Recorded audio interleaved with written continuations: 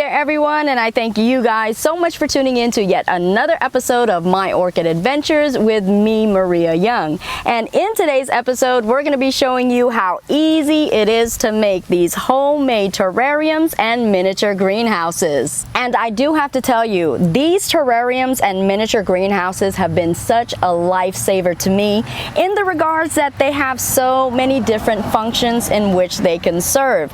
They are great for growing your seedlings and your community pots, great for promoting root growth on your orchids, and also great for rescuing your orchids. Again, so many different functions that these can serve. And with that being said, I'm going to go ahead and jump right into it. We're going to show you the basic foundation of how to make these containers right here, because after you know the basic foundation of how to make them, you can actually expand on it, use your own creativity, and branch off and make many different types of containers.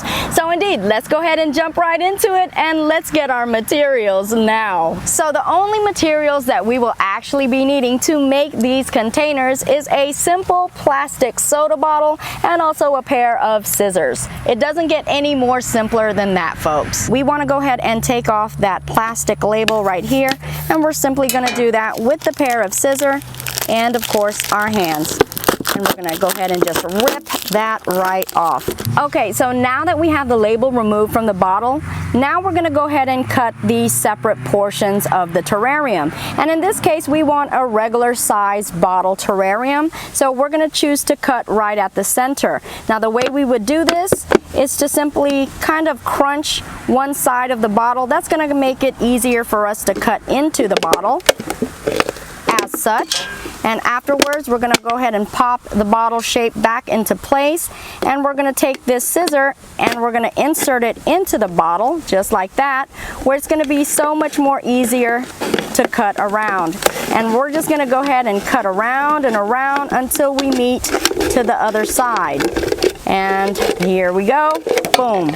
That simple. Now we have the two portions of our terrarium. So now that we've cut the top and bottom portion, we just want to go ahead and make sure we cut off any uneven edges at the top, because we don't want anything that's jagged and that could possibly cut us or even poke us. So we're just going to go ahead and even out the areas where we cut. And we're also going to do that with the top portion as well. We're just going to go ahead and make sure it's all evened out and straight edged.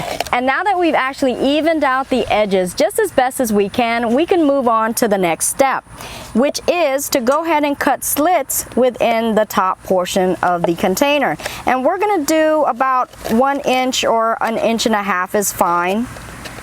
And we're just going to cut several throughout. I would say about 4 or 5 slits would be fine. And that's really going to make it easier for us to go ahead and make the insertion of the two top and bottom portions of this container.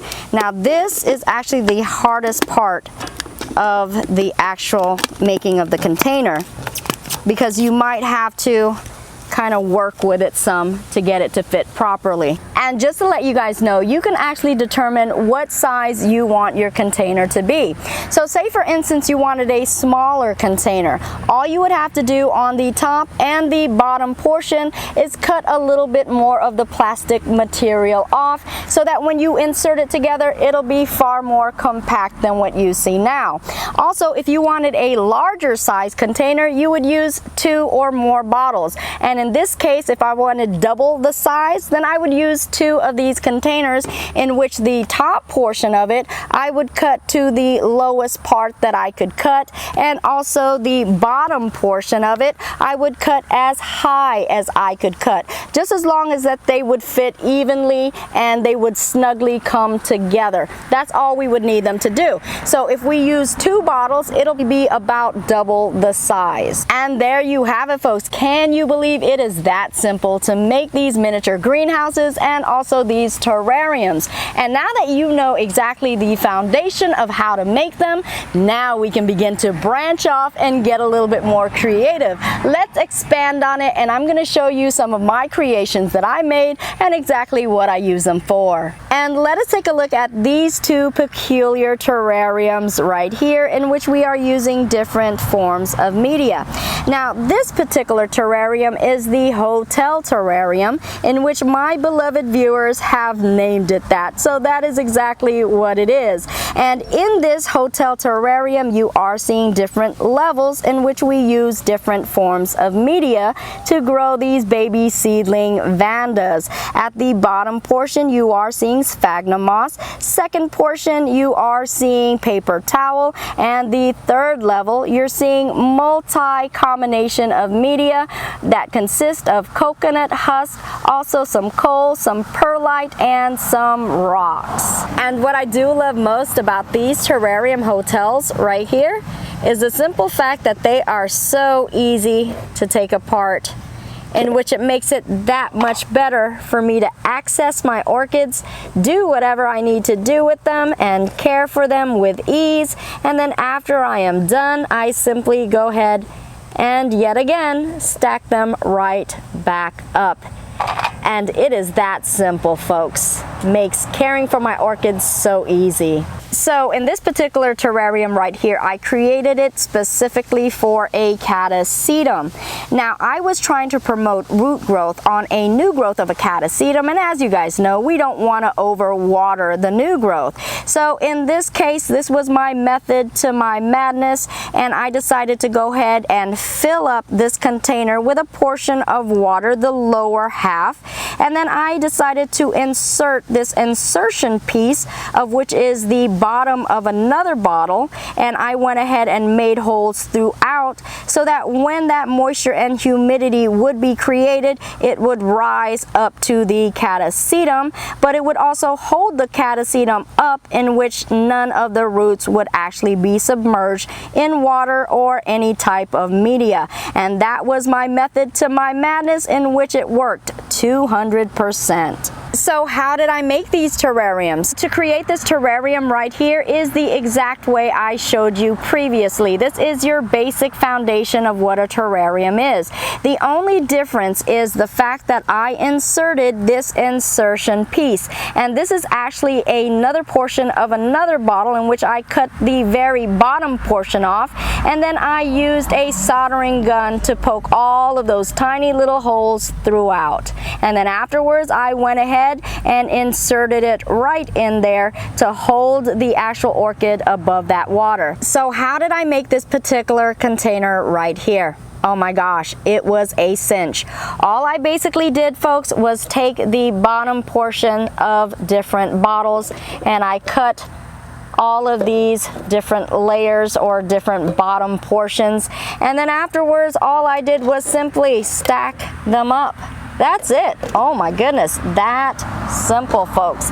That simple. And then after I stacked up the bottom portions of those bottles, I went ahead and had a top portion in which I capped it off. Now, as you can see in this one, this is a whole lot taller. This is my terrarium high rise right here. And this actually has 4 different compartments or layers within this terrarium. So indeed, you can have as many compartments as you want, but just keep in mind that these bottles are lightweight. So indeed, the higher that it gets, the easier it is to topple over. So you don't want it too high. Now, I don't know if you guys noticed that within this terrarium high rise that I actually have one level where it does expose holes within that level. And in this one in particular, I wanted more air circulation. So indeed, it has the holes. But not only that, folks, there is something peculiar and unusual about this one. And if you take a close look, you are seeing that metal wiring in there, and it is performing as a hook.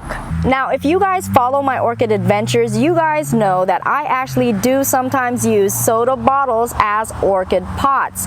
So guess what? In this particular case, I have created a terrarium pot, believe it or not.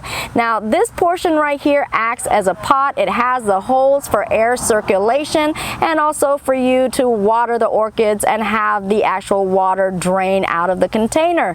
But what this also has is the terrarium, where it will actually allow more moisture to be retained in this container for those orchids that really need that added moisture. And because it has that hook, guess what, guys? Guess what we can do? We can actually take this container and hang it right up.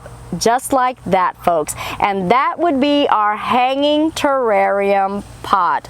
Oh my gosh, who would have ever guessed? Now, I know you guys are all too familiar with the spag and bag method, in which we use to promote new growth and also roots on our orchid. Well, today I'm going to show you the spag and bottle method, which is much the same, except we're not dealing with any flimsy or misshaped bags, which can actually be a little bit more difficult to contain your orchids, in which in this case we are having something that's more conformed, hardier in shape, and easier to care for our orchids. So let's take a closer look at exactly what's going on with this particular orchid right here. So about a week ago, I did talk to you guys about Cattleya divisions, and I showed you my most strongest or most successful divisions and also my weakest division. Now, this in particular was an accidental division and was one of my weakest divisions, and I want to show you exactly what's going on with it now. So if you guys remember correctly, this was the division that had one new growth, but it was very unfortunate because it did not have one single viable roots on it. So I did want to encourage new growth of roots, so we did the spag and bottle method. And if we take a look now after that spag and bottle method, we do see one single root growing, and that's within a week's time. So yay, this appears to be a rescue mission that so far is successful.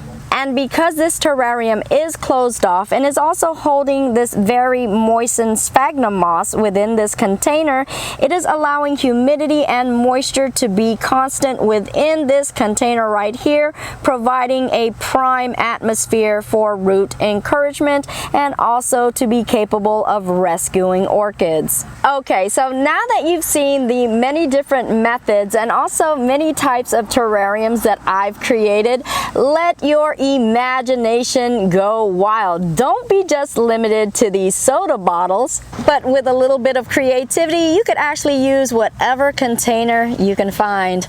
Always remember, folks, to spread your wings and fly. Always be inspired and never ever stop yourself from trying new and different things. Remember, folks, the more that you know, the more that you can grow. And I also want to thank all of my viewers that have contacted me on Facebook and also on YouTube, expressing how beneficial these terrariums and miniature greenhouses have been in your orchid growing experience as well. Indeed, they are game changers, and I am so glad that you guys have taken advantage of these easy to make containers. And there you have it, folks. That is an absolute how to make these terrarium and miniature greenhouse wrap. I thank you guys so much for tuning in to yet another episode of My Orchid Adventures, and I really hope that you guys learned something new from this video, and I hope you liked it. If you did, please be sure to like, share, and also subscribe, and make sure that you guys join me on Facebook as well at My Orchid Adventures. And as you guys already know, I do truly love and appreciate you guys all, and I will see you guys later, and I'll also grow with you guys later as well. Bye-bye for now. Mwah.